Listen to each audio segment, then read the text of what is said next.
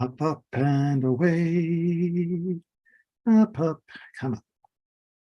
Whoop, we're getting movement. And it's calling it private, even though it's not. Click there. Wait for another bar to load. And save. Okay.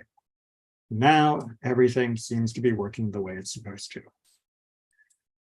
All right. Well, it is past 7:15. So welcome to everyone who is studying our, I hesitate to use the word final, but certainly our short-term finale of our Mishnah study. We have been studying together for years, but there's more pressing need for some in-person conversation. And so we're going to put Mishnah on pause because I've only got so many evenings that I can actually do different activities on. So we should finish up the Mishnah tonight, and then hopefully next week, if not the week after, we'll be starting up again in person at 7 o'clock at Temple Israel. Stay tuned for all of our normal advertising options. We'll be out on the WhatsApp group, on the Facebook, on the weekly bulletin and the handout, etc. But for tonight, let us do the end of Masechet Nida justice and finish up a couple of sort of extra topics that are on the same theme, but are not exactly the core of Nida conversation. But hopefully there is still some interesting and fascinating insights that we can draw from these less central topics. So we are in Mishnah number 5 from chapter 10. If a woman died and a quarter of a log of blood comes out of her, it conveys uncleanness as a blood stain, and it also conveys uncleanness in a tent. Okay, so here's the question. Or rather, let's see the two strains that are coming together here. On the one hand, we have the issue of ziva, of the release of blood from the woman in a way that creates a blood stain that would be a source of ritual impurity from the Nida Ziva category. On the other hand, we have the issue of does this contain enough of the body that it also acts as a source of ritual impurity from a deceased, from a corpse? And those are the two questions that are meeting here. What it seems to be saying is yes to both, that this is going to count as a blood stain, as a Nida blood stain would, and it will also count in this quantity as though it were a piece of a body, and thus it will also cause ritual impurity of that variety. Let's see Rabbi Yehuda's rebuttal, and then we'll talk about this more. Rabbi Yehuda says it does not convey uncleanness as a stain since it was detached after she died. All right, so Rabbi Yehuda is arguing with the first half there and saying, look, it's one or the other. If it's actually a quantity of blood from a body, thus creating the ritual impurity of a met, of a deceased person, of a corpse, that's why it says in a tent. The phrase of the ohel is the technical term for things that cause ritual impurity from a body within the airspace of the body in a confined area.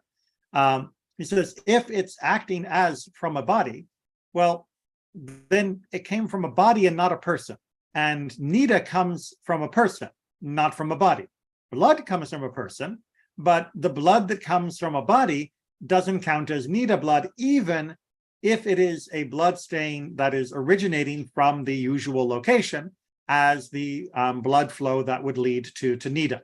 So since it is detached, as he puts, after she died, then this is blood rather than Nida blood, or body blood rather than Nida blood. So in that case, it should only convey ritual impurity in the same way that a body would convey ritual impurity. So that is the outline of their debate. Now, Rabbi Yehuda, however, agrees, to clarify his position, that when a woman was sitting on the birthing stool and died, and a quarter of log of blood issued from her, it conveys uncleanness as a bloodstain. Rabbi Yossi, on the other hand, he says, therefore, it does not convey the uncleanness in a tent. So the process continues with Rabbi Yehuda saying, well, there is a way that a woman might die in which I would say that the blood was the type of blood that creates the ritual impurity of blood from a living woman, and that's if she dies while giving birth.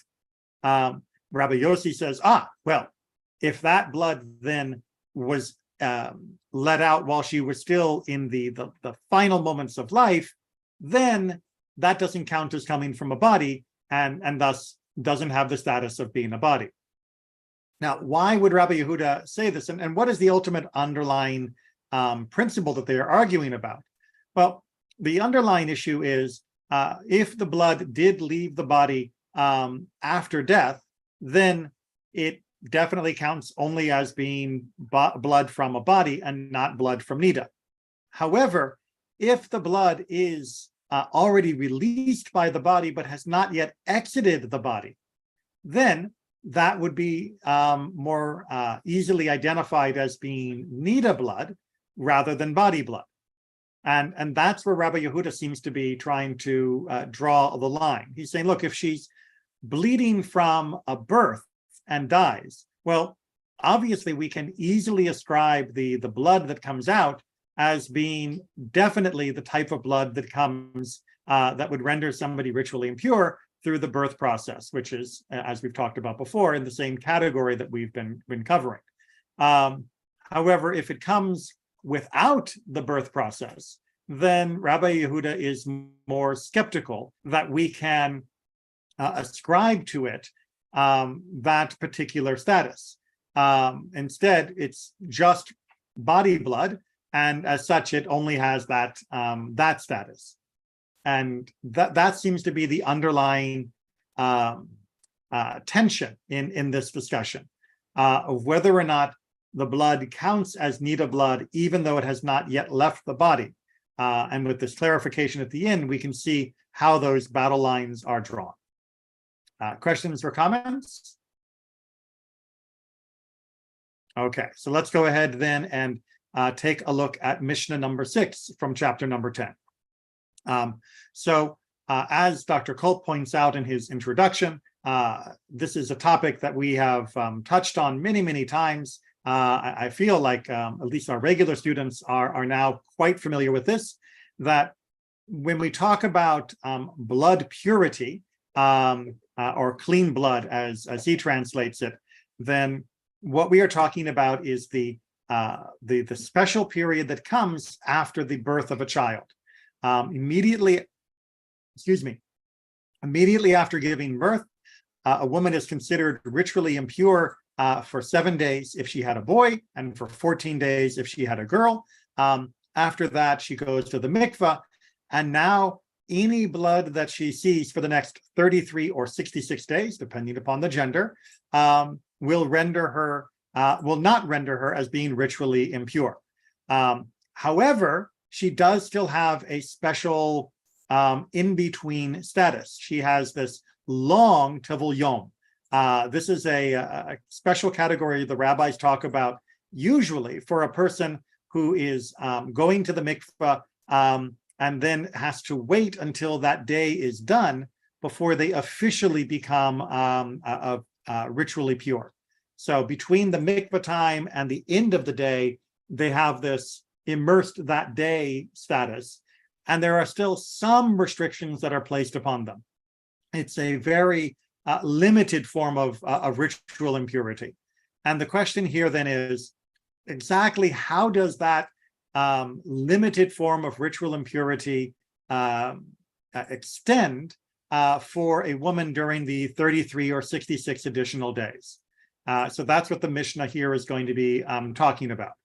So That clean blood is an odd technical phrase, I know, but think of it as a technical phrase for that 33 or 66-day period. Oh, there we are. In earlier times, which should already be a warning sign that we are going to have a two-part Mishnah, that we are going to say this is how it used to be, but now we do things different. In earlier times, they used to say, a woman who is dwelling in clean blood, that's 33 or 66 days, depending upon the gender, may pour out water for washing the Pesach sacrifice. So here we have a unique way of highlighting the status. The general rule would be that somebody who was actually nida would not be able to do this because their touching of the vessel that contained the water could convey a level of ritual impurity to the water, which would then, of course, be a problem for the preparation of the Pesach sacrifice, which can't be ritually impure because it's, a sacrifice. Korbanot, we're very careful about that. But because she is in this in-between status, she is in the blood purity status 33, 66-day window, then she is able to wash the Pesach sacrifice. That this level of ritual impurity is so minor that while she still cannot touch the water, she is allowed to pour the water out of the vessel. So in this case, that is the gradation. And we've talked many times before that the rabbis will often look for the extreme border cases in order to highlight a particular issue. And this is a beautiful example of that. However, as good as it is to highlight that particular difference between the ritual impurity and the Tevel Yom impurity, they changed their minds. This was the original opinion, but they decided that they would create a different level of stringency. In respect of consecrated food, she is like one who came in contact with a person that was subject to corpse uncleanness. So you have the corpse, you have the person who comes in contact with the corpse, and then you have the person who comes into contact with the person who came into contact. So we're sort of on that next level of stepping back, of what's the term? When you're talking about like distances within relatives and such, it's separation. There we are. It's it's sort of the next level of separation from the original source of impurity. Now, that is still a level of ritual impurity that they are now asking her to mimic, so that she is more careful with her contact of consecrated food, such as the Passover sacrifice. This is the opinion of Beit Hillel, but Beit Shammai says, even as one who is subject to corpse uncleanness.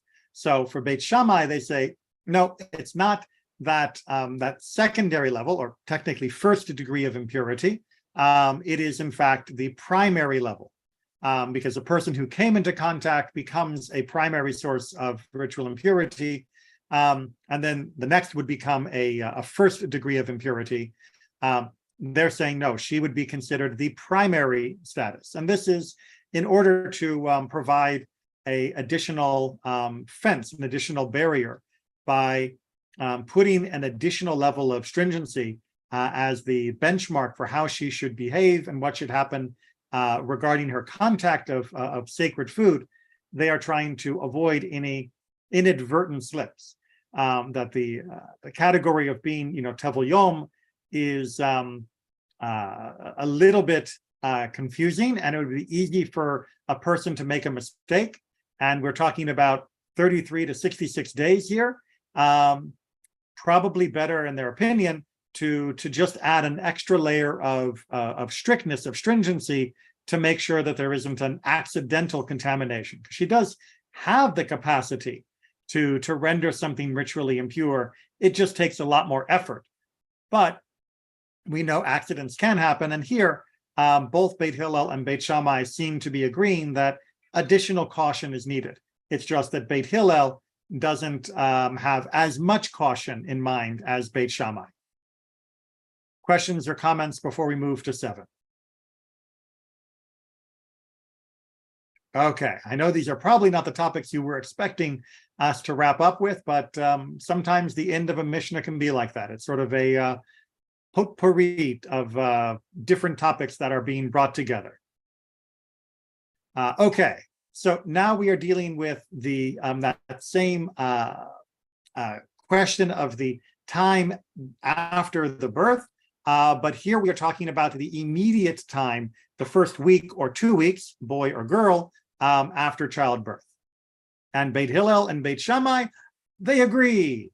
They agree that she may eat the second tithe. So although this has a special status, because what they were talking about in Mishnah 6 was a stringency, that stringency does not apply to this other category. The second tithe is still fine. And she may set aside her challah, bring it near to the dough, and call it by its name. So although she cannot actually eat the challah, because probably she's not a Kohen, but she also cannot give it to the challah. And so they need to find, as he points out, a way for her to make sure this happens. And so what they do is they have her separate that piece of dough that will be called challah, but when she separates it, rather than following the normal procedure where you declare it is challah as you take it, she would separate it, put it near, and then make that designation. That way, once she has designated it, she is no longer in contact with it. This is a nice example of things not having a particular status until they are declared as having that status. So even though, yes, she touched it, she didn't touch the challah because it wasn't challah yet. It wasn't called by that term yet. Same way that a person who's ritually impure, it's kind of a bad example because animals can't become ritually impure, but imagine they could, just bear with me. A person can designate an animal even while they are ritually impure because it is not yet the sacrifice. So that's not a problem. And also, of course, as I said, animals cannot be made ritually impure by being in contact with a ritually impure person while the animal is alive. Important to remember when we rebuild the temple. Okay, onward. And if any of her spit or her pure blood fell on a loaf of truma, it remains clean. Likewise, although we normally would be very cautious of spit and blood because she is in this Tevel Yom period, it does not cause the same level of ritual impurity, and that means that we treat it differently. Beit Shammai says she requires immersion at the end of her days of purification. Beit Hillel says she does not require immersion. So as I mentioned at the beginning, everybody agrees that once her 7 or 14 days are done, that she would go to the mikveh. The disagreement here is what happens at the end of 33 or 66 days. And Beit Shammai is saying, yes, she has to go to the mikveh at the end. Beit Hillel says, no, this is just like any other Tevel Yom, where if they have already gone to the mikveh at the beginning, they don't go to the mikveh at the end. True, the average person that's Tevel Yom is going to the mikveh and then getting out of that status at nightfall, which is, a matter of hours, not months. But the principle still holds that if you have done what was necessary at the beginning of the Tevel Yom process, nothing else is required at the end. And we're going to sort of use that a little bit as a springboard for Mishnah 8, but it's a different topic, but sort of the what happens at the end of a period sort of topic. I'll use this as a segue just to get you ready. But questions or comments before we jump into Mishnah 8, which is the final Mishnah of the Masechet. But Rabbi, why would Hillel say that you have to go to the mikveh again when the purpose of going to the mikveh was to cleanse yourself? You just don't become clean until sundown. Why would you have to go to the mikveh again? Well, I mean, that's Shammai that took that position. Shammai. That's what I meant. Shammai. Yes. Well, technically Beit Shammai. So Beit Shammai's opinion for that would be that there have been, 33 or 66 days in between, and almost certainly there has been some level of blood flow during that time.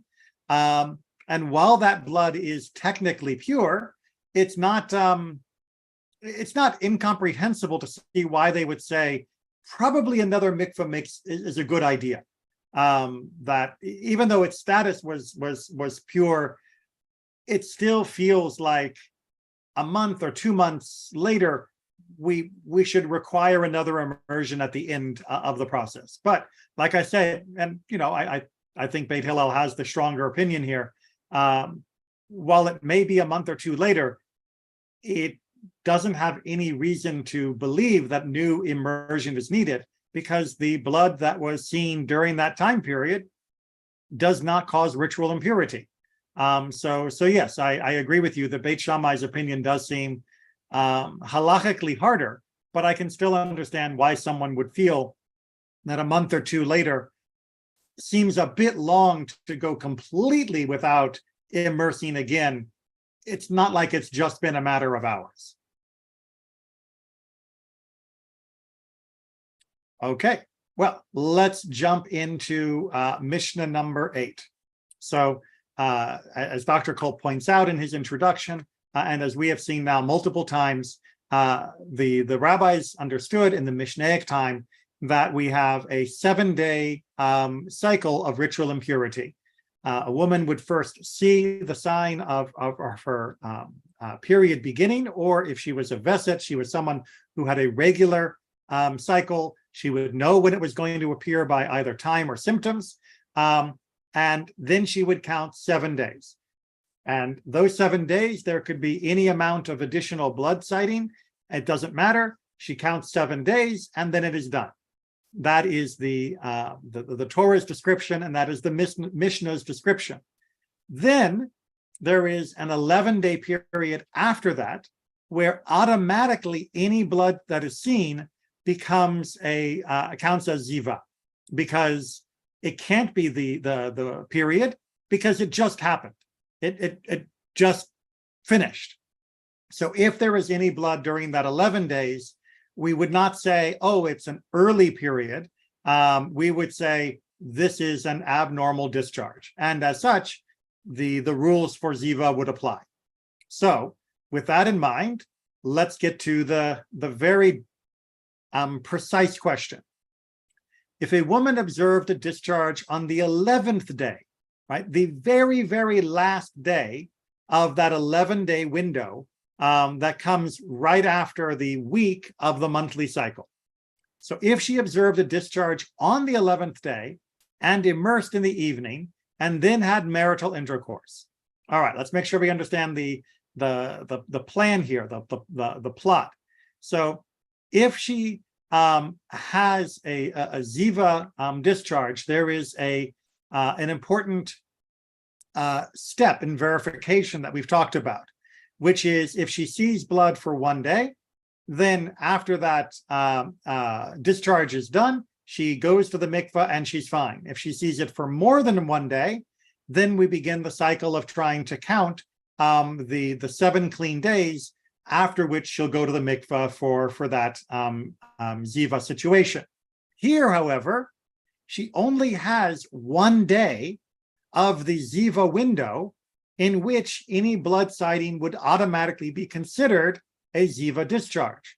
If she has a blood sighting on day 12, well, that would be considered nida, or at least potentially. We'll talk about that as we go. And that's what is being used as the reasoning by the woman in this case. She's saying, look, I can't have a 2-day ziva because there's only 1 more day, the day today, that counts towards the ziva window. So that means I'm good. I had a discharge, yes, but it stopped now, and therefore I can go to the mikveh, and tonight, which is day 12, I can be with my husband, provided I don't see any additional signs. I don't have to wait and see whether there is another discharge tomorrow, because tomorrow ain't the Ziva window. I'm in the clear because it happened only at the very end. Well, Beit Shammai says they defile a couch and a seat, and they are liable to a sacrifice. Beit Shammai says, no. Loophole doesn't work like that. You and your husband, with whom you've had intercourse, have now violated the rules of Ziva, and that it means that you and he are both considered ritually impure, and thus you violate the couch and seat. We have that sitting status of ritual impurity, and because you violated, even though it was inadvertent because you were incorrect on the rule here, you have to bring a korban, a sacrifice, because of that issue. But Beit Hillel says they are exempt from the sacrifice. Beit Hillel says, whoa, well, Beit Shammai, she's kind of right in that she didn't officially violate the Deoraita law. She didn't actually break how the Torah set up this system. The Torah said 11 days, again, not explicitly, but the rabbis understood it by context. And yeah, that she had her 11 days. So technically, she didn't exactly violate it, but rabbinically, no. We are going to say that she can still cause ritual impurity. This will cause people to be more careful and avoid this particular potential problem, this gray area. So we're going to still make ritual impurity an issue, but we cannot mandate a korban. Remember, the rabbis were very adamant that they can't say you owe a sacrifice unless the unless the Torah says you owe a sacrifice. They can put other restrictions in place. They can have other types of requirements for ritual purity and such, but the rabbis are not going to say that you can invoke the temple services and perform those mitzvahs if the Torah didn't tell you to perform those mitzvot. So it would be like the modern equivalent of a bracha levatala, a wasted blessing. It would be a problem. So Beit Hillel says yes to the ritual impurity issues, but no to the sacrifice. All right, let's get it down here. And just make sure that people can see the rest of Dr. Kolb's explanation as he explains the idea that because she hit it on day 11, it meant that it was impossible for her to get up to 11, 12, 13th to become that Zava Gedolah, the higher level of Ziva that would require the full 7 days of no signs of blood. However, let's go ahead and take a additional wrinkle. If she immersed on the next day and then had marital intercourse, and after that observed a discharge, so now she went ahead and she had the 11 days. When she had the 11th day, she saw a sighting, but no more. And then the next day, she goes to the mikveh, and then she has marital relations with her husband, and then she sees another discharge. All right, the underlying question here is, how are we counting this? Is this counting as part of the count that began on day 11? Is this a new count? Is this still bringing a sacrifice? Is this not bringing a sacrifice? How do we deal with this issue?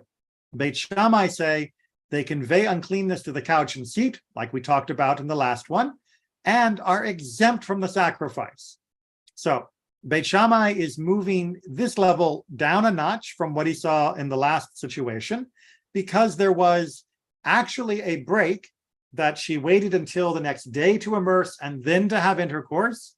Then yes, technically it has definitely broken from the previous one, and we can't call this the same level of violation, even if rabbinically we are very unhappy with it. Beit Hillel, on the other hand, says such a person is a glutton. Now, what Beit Hillel means by a person being a glutton here is we can't actually say that they have entered into the state of ritual impurity that the earlier Mishnah was talking about, or the earlier section of the Mishnah was talking about. We can morally sanction them. We can say, couldn't you wait one day?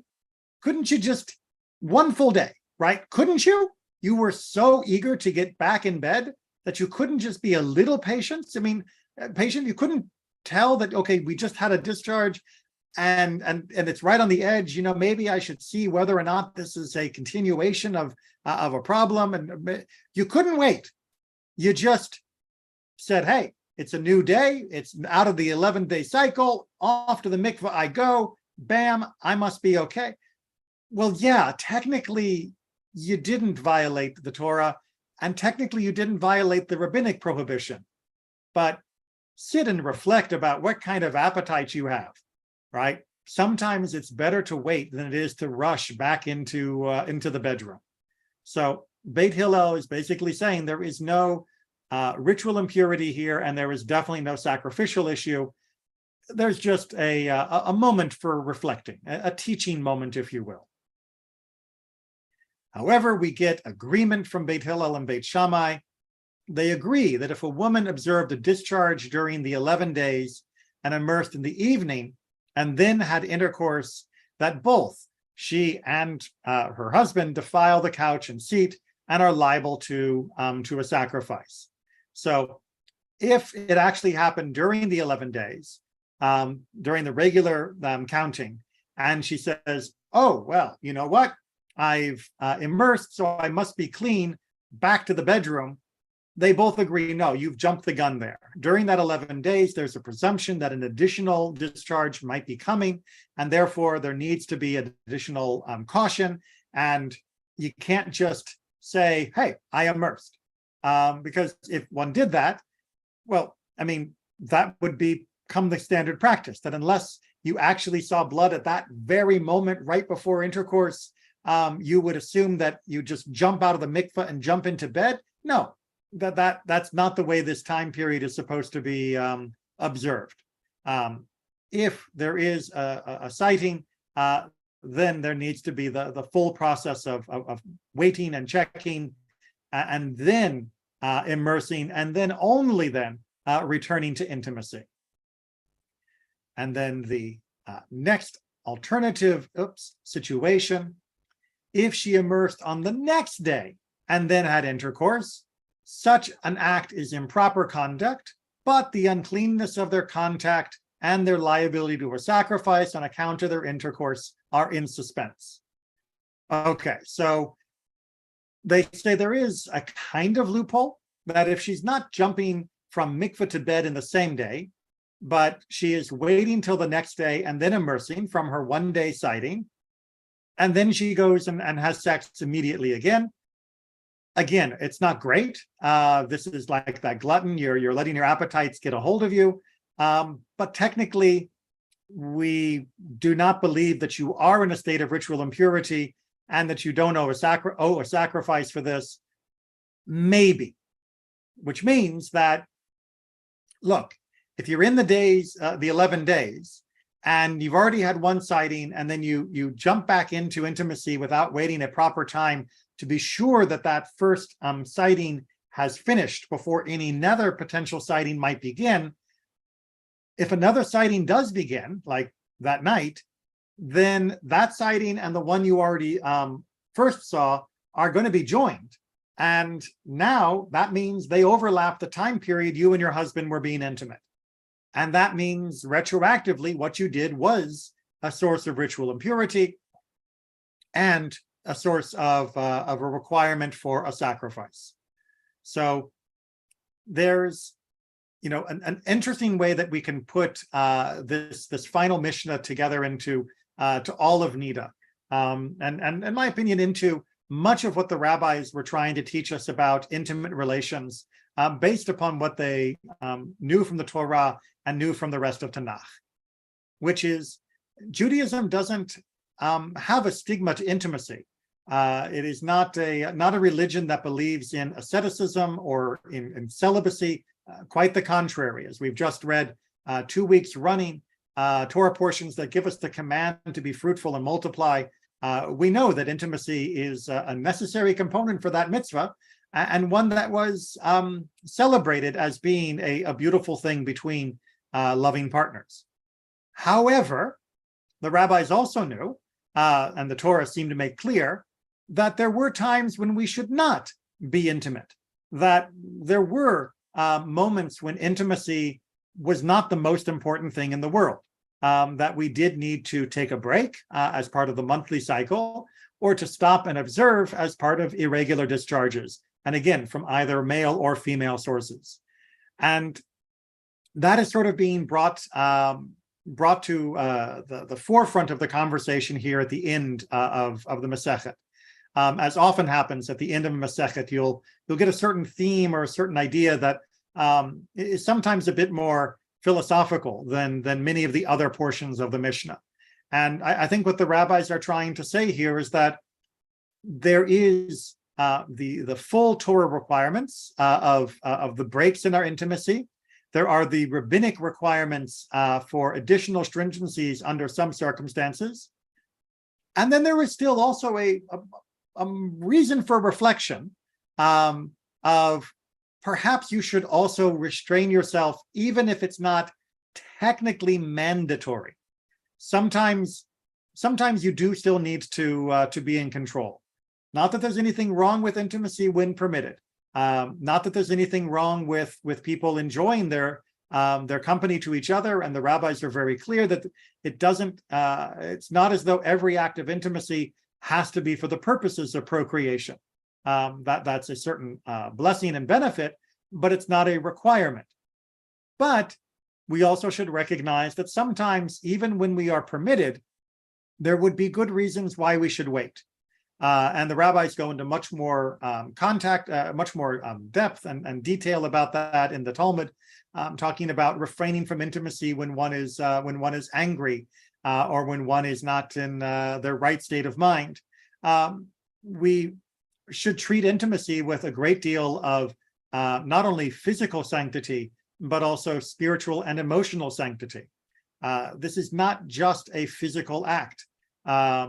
It certainly has the physical component, but the Torah and our sages want us to treat it as something that is very special and thus should only be undertaken in the right context with regards to both the Torah requirements, rabbinic guidance, and our other needs, sometimes needing to pause as we sort out other things to make sure that our intimacy truly is elevated beyond just an animalistic act.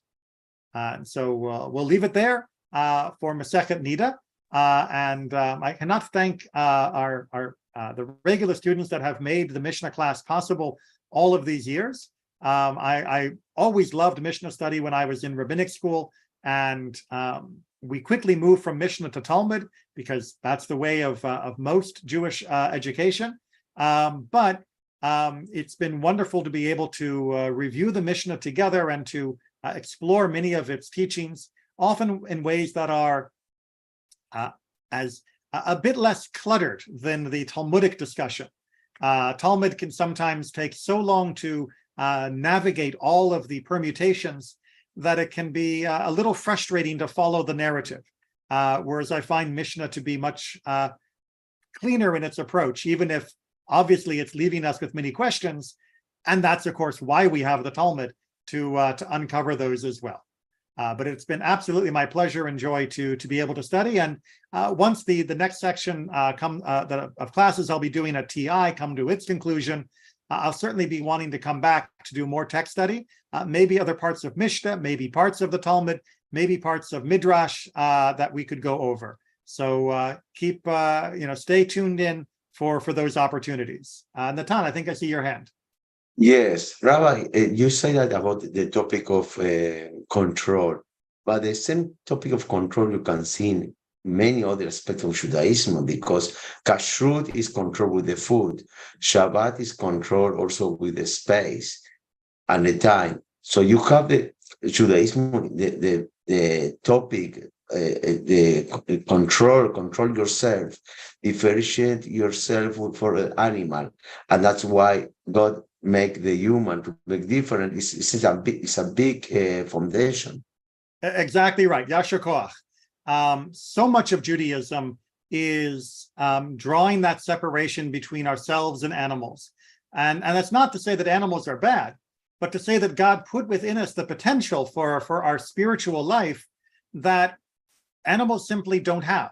And the underlying potential is based around the knowledge of good and bad, of being able to make decisions that are based on things that are not just our animal desires, whether it be desire for food, whether it be desire to acquire, or whether it be desire for intimacy.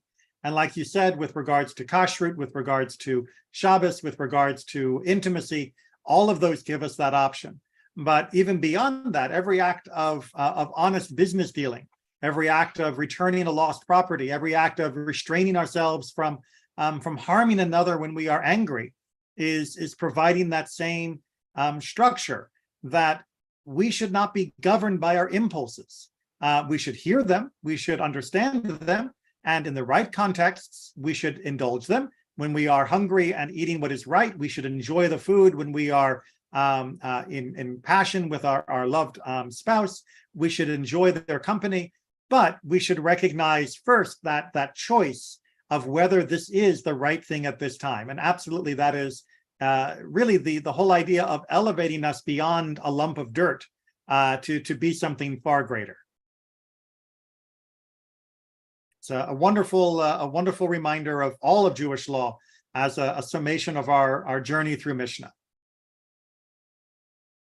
All right, well. Rabbi Yasher Koach, thank you for all those many years. I try to remember when we started. Could be 7 years or something like that. It is about 7 years now, because we began in person on Sundays, and then we moved to Wednesdays, and then we moved to Wednesdays plus YouTube, and then we moved from that to entirely YouTube with COVID. So it has been a journey. It has been wonderful, and again, you know, for especially the two of you that are currently on Zoom right now that have been part of this almost the entire time. I think, Natan, you have been for everything. Aaron, almost all of it. It's an amazing accomplishment for yourselves. You know, many people sometimes struggle with the relevancy of Mishnah. It doesn't always sing to everyone. It's definitely not the most popular classes on my YouTube channel, but there is such a richness there. I am glad that you have stuck with it, and are the others that on YouTube that have as well, to give us this opportunity to learn together. And we will certainly come back to do more text study in the future, because whether we come back to the rest of the Mishnah, although I have to admit the rest of it is certainly less immediately accessible in the topics for the average person, or whether we go in and do a survey of Talmudic sections or do other texts from Midrash, I'm looking forward to being able to study this way again. Thank you so much, Rabbi, for the journey. Everybody should, of course, remember, even if you're not sitting in a class with me, you should still be studying. You can always review the Mishnah that we've learned. There is so much more to discover as you go through it. But for now, enjoy the accomplishment and find a way to celebrate what you've already done. Thank you, Rabbi.